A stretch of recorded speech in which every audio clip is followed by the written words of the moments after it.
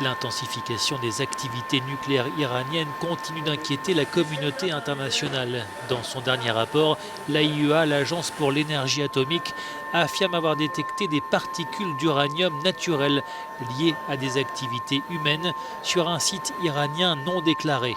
Le gendarme international du nucléaire s'alarme également du niveau du stock d'uranium faiblement enrichi qui serait nettement supérieur à la limite fixée par l'accord de Vienne.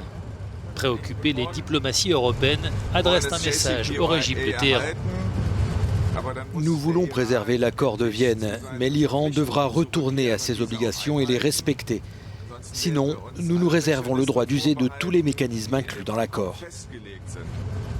Préserver l'accord de Vienne demeure la priorité, comme l'a rappelé à son tour la chef de la diplomatie européenne, Federica Mogherini. Permettez-moi de souligner qu'il y avait à nouveau aujourd'hui parmi nous un engagement total en faveur de l'accord de Vienne, qui demeure crucial pour notre sécurité, même s'il est de plus en plus difficile de le préserver.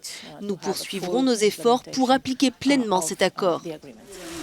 Signé il y a 4 ans, l'accord de Vienne visait à limiter et encadrer les activités nucléaires de l'Iran en échange d'une levée des sanctions. Mais le retrait américain du texte a poussé le régime de Téhéran à réduire ses engagements. L'Iran, plus que jamais, met la pression aujourd'hui sur ses partenaires européens.